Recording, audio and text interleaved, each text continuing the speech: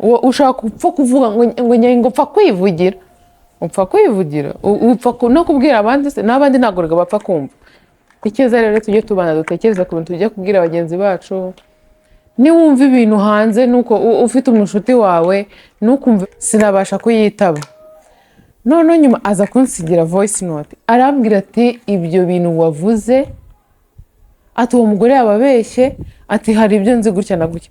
None wowe urumva inkuru twavuze aho ngaho yahuye n'indi azi, ariko asanga harimo ibintu bindi bidahuye n'ibyiyonguye. None wowe mu kubyumva yumva ko uwo muntu yabeshye, yumva ko ari wa wundi. Ndamusobanurira nyuma muri message nsubiza iyo voice yiwe, arambwira ngo ni umuntu nzi ngo bafite ngo inkuru imeze kimwe, ngo ariko ngo uwo mudamu yo irababaje cyane. Nizere ko iki kiganiro hari ikintu kiri bugira abo kimarira.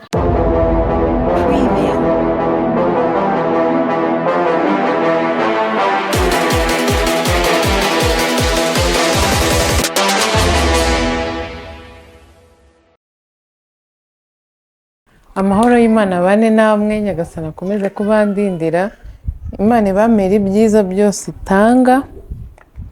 Uyu munsi rero ntabwo mfite amagambo menshi cyangwa inkuru nyinshi ngiye kuza kubabwira, nuko hari utuntu nka tubiri cyangwa dutatu nifuza ko twaganiraho. Icya mbere, ndi mu bantu bisukisha ariko bakishima mu mutwe. Iyo nta bisuko mfite ntabwo njya nishima, nta nubwo njya mbona mfite imvuvu, ariko iyo nsutse mbona imvuvu n'ukwezi kutarashira. Niyo mpamvu iyo nsutse ikintu kigatindaho, ubwo sinzi ukuntu biba byagenze, ariko ubundi sinjya mbibasha kubera imvuvu zituma nyine mu mutwe ku ruhu rwo mu mutwe njya nkishima cyane, cyangwa se bakimara nko kunsuka nkishima. Umuntu unsuka rero witwa Denise yandangiye kano gati, karafasha byatari. Yaransukaga kakahita kagira, yaransukaga kakahita kagira nyine nkishima, nkumva ntabwo ku ruhu bimeze neza ko ukuntu baba bagiye bakururamo. Nanjye kugasigaho rero byasumye. Kristi, reka mbanze nsoze urahita ukomeza, sibyo? Nyine karamfashije, ntabwo nkishima, ariko muri ibi bintu nsutse nabuze umuntu n'ukuri ko Imana nayikira cyangwa nsigira. Ni byinshi ku mutwe, mwihangane guseka ndimo, ni byinshi ku mutwe. Ubu nigira Imana nkabona umuntu w'umubyeyi ufite impuhwe nyinshi azabinsigira, kubera ko ubundi Mutabazi yanjyaga amusaba akaba yansigira, ariko ufite ibisuko bicitse gutya ku mugabo ugiye kumuvuna, ntabwo ibintu nk'ibi ari ibyabo. Imana nishoboza nkabona undi muntu nyine akanyemerera azansigiramo kugira ngo mererwe neza kurushaho. Ntabwo bikimbabaza, n'umuntu unsuka nta nubwo ababaza pe, ahubwo nuko nyine uruhu rw'umuntu, hari n'umuntu bashobora no gukurura pe, ahanga akireza ariko ntibigire ikintu bimutwara. Umubiri wacu ubutandukanye. Ikindi, ndashimira abantu mukunda ibintu mba nsutse, mukanansaba nimero z'umuntu nsuka. Nshimire n'abamuhamagaye bakagenda akabasuka. Ni ukuri muri abantu beza, muba muri guteza imbere umushuti wanjye. Biba ari byiza iyo umenyanye n'umuntu wenda wakagira ngo muhujwe no gusuka nyine bikarangira gusa, ariko akumva ko ukimuzirikana. Nimba ari umuntu ugusabye nimero ukayitanga, kuko hari uwo bayisaba afite agatima kabi ntayitange, ariko njye ndayitanga. Tuvuye rero kuri icyo ngicyo cy'imisatsi, mfite ibibazo byo gushishuka ku ntoki. Turaza kwegerezaho kamera mu ndebere neza. Ntabwo ndi umuntu ukunda kwita njya kwa muganga ku kantu kose mbonye ku mubiri wanjye. Ntekereza ko hari ibindi bintu abantu benshi tuba tuzi, dushobora kungurana ibitekerezo umuntu yabikoresha bikaba byamufasha. Abantu muzi nimuza kubona neza ukuntu hagiye hashishuka, ubundi mbere nari nabanje kugira ngo ni amavuta, kuko amavuta ngiye nyisiga igihe kinini, ntabwo hashobora kujya munsi y'umwaka. Noneho nkajya ngira ngo ni ukubera amavuta, ariko nyuma nsubiza ubwenge inyuma, ndavuga kuki nyine hafi y'inzara ariho nshishuka, ariko ahandi singira ikibazo, kandi amavuta nyisiga ahantu hose. Kubibaze ko ibyo nanabitekereje hari ayo namaze kumena, kuko nabonaga yari yahinduye isura, ntabwo yari agisa umweru, ndayamena.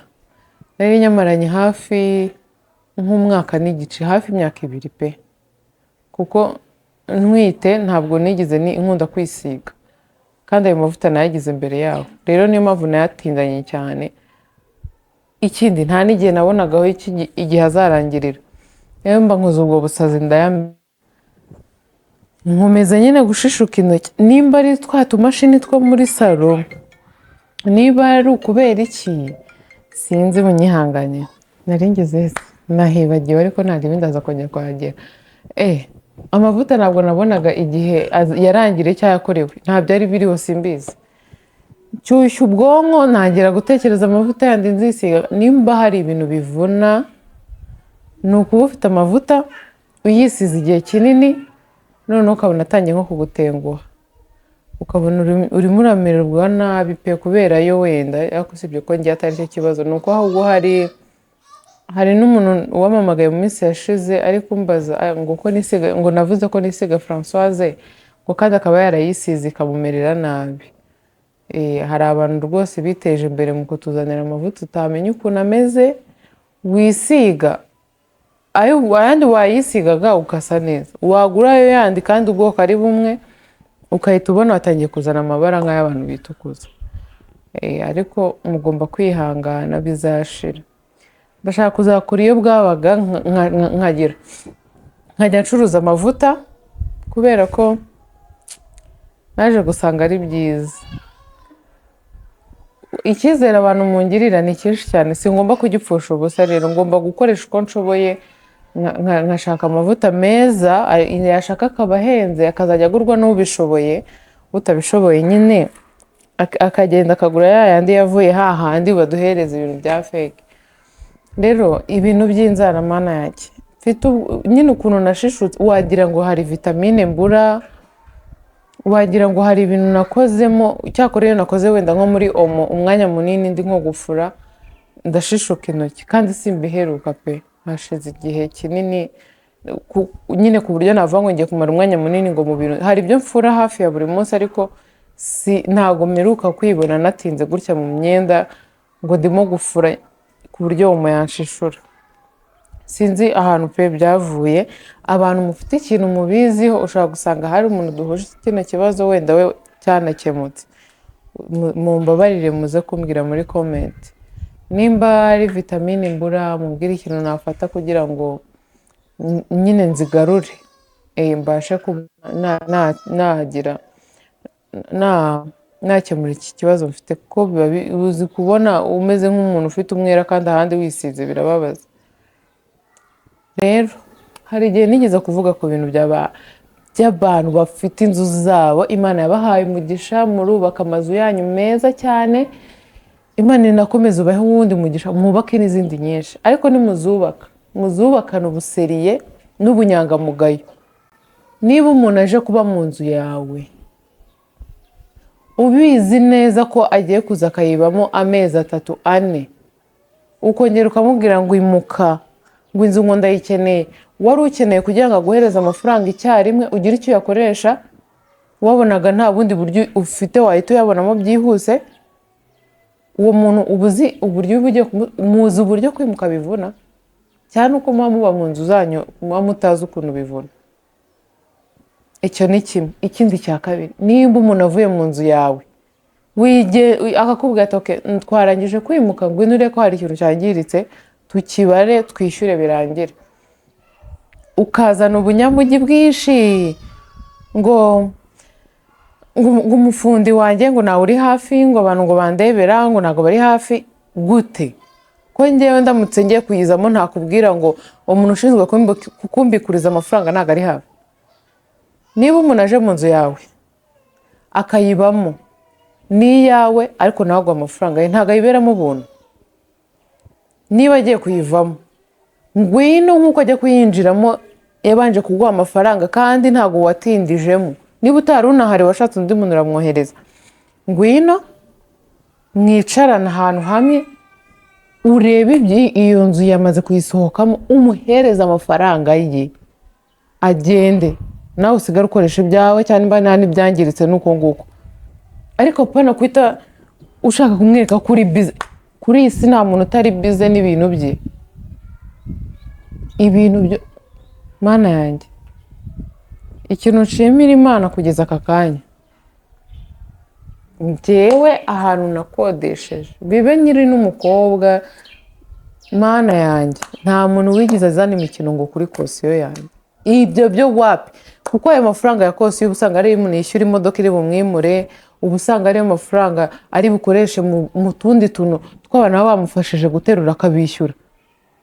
Rero ibintu byo kwifata ukumva yuko ngo yavuyemo agomba wenda urugero uwo muntu aba nk'inyamata, avuye inyamata agiye nko kuba wenda Kicukiro, uri kumva azafata umwanya akongera agasubira inyuma nanone ngo araje ngo umubare ngo ibintu bya kosiyo. None ikindi kintu kibi, inzu urabizi neza kuyimuha utabanje ngo uze ngo uyirebe ngo umenye ngo hano harahongotse, hano hameze gutya.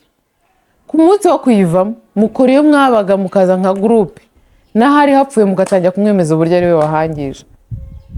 Hari abantu pe baba batabizi, hariho abapangayi bafata n'abamazu y'abandi, hariho n'abantu bafite amazu yabo ariko baba bashaka kwitwara ukundi kuntu. Nimba uzi ko inzu yawe imeze nabi, banza uyikoreshe, cyangwa umubwite ibi byose ndabizi ko bipfuye, ihangane uyijyemo. Najya no kuyivamo ntuzirengagize ko wayimuhaye ibyo bintu bipfuye, ntabwo ari byiza pe. mujye muba abanyakuri, kuko impamvu ibi bintu mbivuze nyine hari igihe ubyumva ahantu henshi, hari igihe ubibona ahantu henshi ukabona ibintu birakabije. Kandi mu by'ukuri ushobora gusanga uwo muntu aka kanya urimo uramucunaguza ari kubaka inzu ye, ejo umwana wawe cyangwa umwuzukuru wawe akamubera umupangayi, ntanamufate nyine ngo amucunaguze nk'uko wabikoze. Cyangwa ugasanga ni ba bantu nyine niba umugiriye nabi nawe arakwishyura inabi, ugasanga noneho waramukubye. Sibyo? Niba dukoze ikintu mu gihe turi no kuri nosi, tujye tumenya ko kizaruka, tuzarindira gupfa ngo cyangwa ngo tumere gute. Imana izabitwishyurira aha hano kuri iyi si tubireba, naho umva ikintu uko ziri kuri iyi si uzahava ukibonye inyiturano yacyo. Icyiza uko ziri kuri iyi uzahava ubonye inyiturano yacyo. Inyiturano yacyo muzayibona muri kuri iyi si. Niba ugize nabi nuko, niba ugize neza nuko nguko, niba uri n'akazu yazi n'ibyo. Hari abantu biyorobeka nyine ibintu byose bakabivangira ntumenye uko bisa. Byose rero nuko nguko. Icyiza ni ukugira neza, we bashaka bakakugirira nabi. Icya mbere ni ukuba wagize neza. Nta mpamvu yuko ngo umuntu yagize nabi ngo nawe ugomba guhinduka ngo ukagira nabi. Hoya, nta mpamvu pe. Ikindi rero naje kubona mu mezi maze kuva nafungura YouTube, najyaga mbyumva mbere ariko kuko ntabikoraga nk'akazi gahoraho, ntabwo nabihaga umwanya cyane cyangwa ngo mbiheze agaciro cyane. Hari nk'ukuntu nk'ubu ngubu dushobora kuba njye nawe tuziranye, wowe uri kureba kino kiganiro, hari nk'inkuru yawe uzi nyine wenda y'ukuntu wabayeho, niba wenda warize ukiga ku Ntwari primaire, wenda ukahava ukajya kwiga nk'i Butare, utuntu nk'utwo nyine twawe ubizi ko ntuzi. Noneho hakaba nk'umuntu akagenda nko kwa Sabe urugero, akavuga ubuzima bwe, cyangwa akavuga ati nk'urugero akavuga ikindi kintu.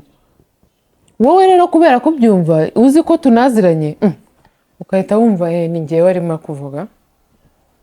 Ibyo bintu najyaga mbyumva ukumva ngo ndabizi ngo biriya bintu ngo byari ibya. Ahubwo ikintu kiri kuri iyi si, abantu duhuje ubuzima, abenshi duhuje ubuzima.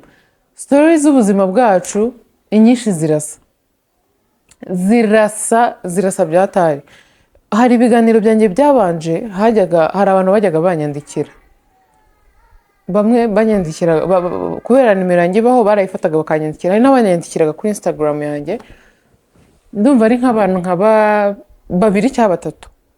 harimo umukobwa wanyandikiye ngo umwana we baherukanaga kera, nyine umwana yaramubyaye baramujyana ariko yabuze uburyo yagira nyine yakegereza umwana akamukunda, ibintu nk'ibyo ngibyo. Iyo nkuru imaze gusohoka, hari umupapa wamamagaye, yaramamagaye kuri WhatsApp, ntabwo muzi nyine, nabonaga atari na nimero yo muri Afurika, sinabasha kuyitaba. Uri kubyumva ibyo bintu? Sinabasha kuyitaba. None nyuma aza kunsigira voice note, arambwira ati ibyo bintu wavuze, ati uwo mugore yababeshye, ati hari ibyo nzi gutya na gutya.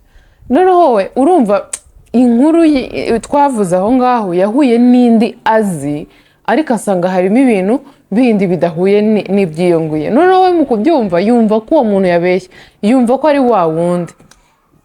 Ndamusobanurira nyuma muri message nsubiza iyo voice yiwe, arambwira ngo ni umuntu nzi ngo bafite ngo inkuru imeze kimwe, ngo ariko ngo uwo mudamu yo irababaje cyane, uwo we yarari kuvuga, uwo ni uwa mbere, bivaho hajya hindi. Undi nawe ngo yumva ngo niwe ngo bavuzeho. Njye reka mbabwire, dushobora kuba tuziranye, uri inshuti yanjye cyangwa uri umuntu tuziranye, kuko inshuti n'abantu tumenyana nabo biratandukanye. Utaje ngo umbwire ngo Neri, iki kibazo mfite cyaranyobeye, bimeze gutya na gutya, mbabarira uzakivuge kuri channel yawe, numva ikintu abantu babivugaho, kuko njyewe ubwanjye ntabwo numva narabuze umwanzuro mfata, cyangwa se nabuze n'umuntu nagisha inama, mba numva ningendera ku nama y'umuntu umwe cyangwa babiri nzaba nibeshye. Rero hakaza za kabutindi zikaza zikumva ngo uko ngo inkuru zaba arizo navuze. Inshuti yanjye, inkuru yawe yacuruza he? waririmbye iyihe ba? Inkuru nziza abantu nzi ni nyinshi cyane pe, kerekanye nanditse nka filime nkagenda nzishyiramo, wenda aho ngaho menya bizakundwa. Ariko kuza aha ngaha nkicara nkakubwira ngo Latifa ngo abahanaha, ngo mbere ko ajya kuhaba ngo yabaga mu Rwanda, ngo aba mu Rwanda yabaga muri iyi karitsiye, ngo uwo Latifa ni mukuru wanjye nanze mu rugero, nje nkababwira nk'ibyo bintu, abantu 60,000 nabingaye mu nkurikira, yabamarira iki? Byabinjiriza iki? Iyo nkuru yabigiye ngo ni ugutwika ku ruhe rwego?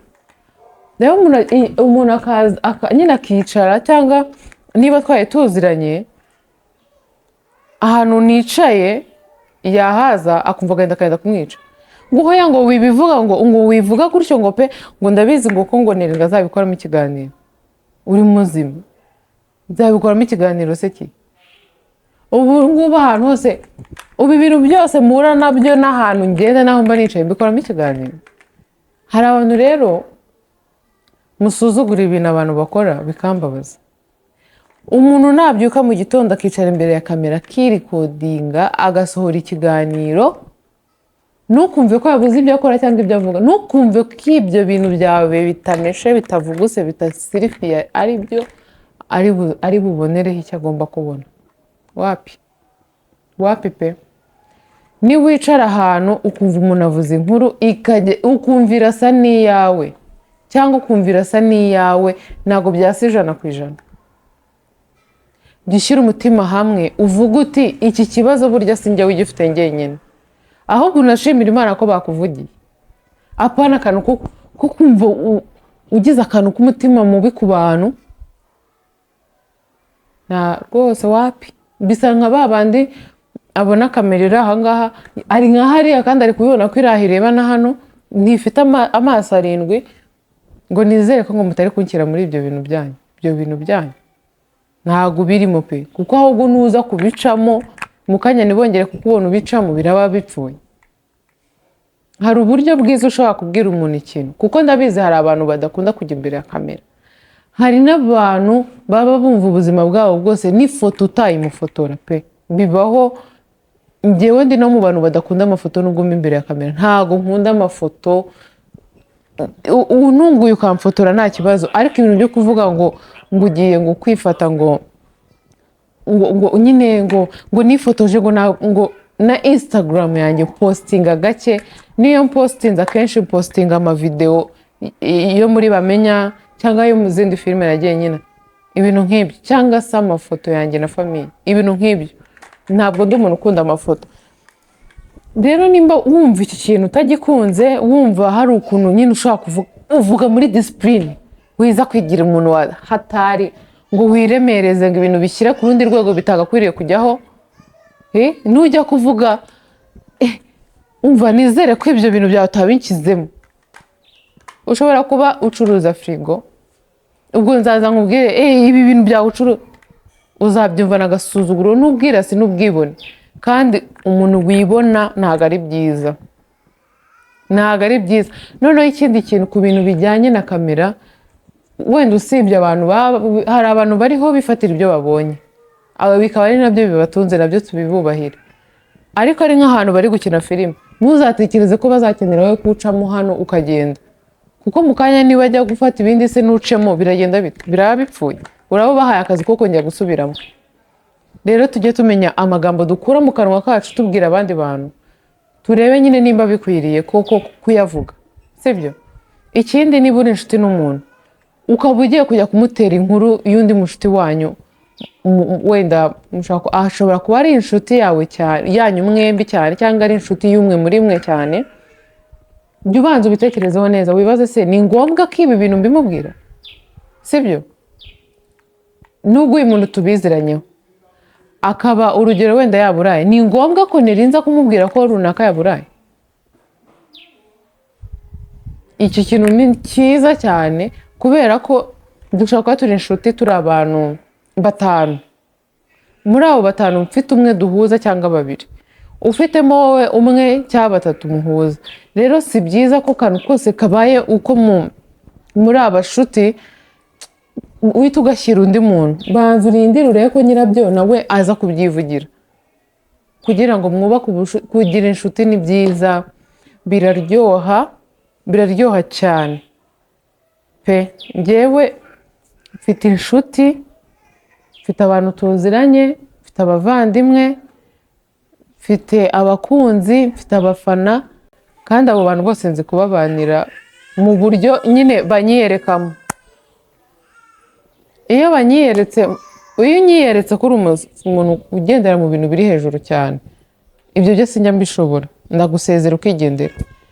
Iyo mbonye uri umuntu tudashaka kuganira ikintu cyadushimisha twembi ngo kidusetse, cyangwa ngo kigire ikindi kintu kizima kitwungura, ahubwo nkabona ibintu tuganira hari ibintu bipfuye gusa, ari ibintu byo kwirirwa tuganira ku bandi bantu, nabwo birananira kukugumana nk'inshuti yanjye, nkakureka. Ikindi kintu rero gikurikiraho, Kristi wagiye kuzana kame? Murumva? Mise nicanga. Ni byiza rero ko abantu tubona ibintu tukareka kwita twihutira nyine gupfa kuvuga tutabanje gutekereza uburyo tujya kuvugamo ikintu, kuko gukomeretsa umuntu biroroha cyane. Ushaka gupfa kuvuga ngo upfa kwivugira, upfa no kubwira abandi se, n'abandi ntabwo bapfa kumva. Icyiza rero tujye tubana dutekereza ku bintu tujya kubwira bagenzi bacu. Niwumva ibintu hanze nuko ufite umushuti wawe, nukumve ko ari wowe bariho pe. Urugero nk'ubu ngubu nk'uhe muhanzi nka Kivumbi ashaka gukora ikintu ukakivugaho, ushaka kubuza story ye itari bumuhungabanye kuba wayivuga, nta kibazo, abantu barayireba ko ari Kivumbi. Niba wumva rero ngo inkuru ngo wenda y'umuntu witwa ngo Claudine nta hantu baza agafoto ke ntako bari bubone, Claudine ntaki, ugasara. Mujye mwitekereza, ntimugakunde guhubuka cyane. Bimwe mu bintu bitari byiza, bitanaryoshye na gato mu buzima, no guhubuka bibamo, sibyo? Akantu ko guhubuka mukareke, ntabwo ari keza. Nk'abantu bakuru mujye mubireka. Murabona ko nanjye ubu nabaye umuntu w'umumama nambaye igitenge, ngiye kwambara igitenge rero mana ndashaka kuzibona cyakora umunsi wa mbere nambaye nk'igitenge nambaye n'iribaya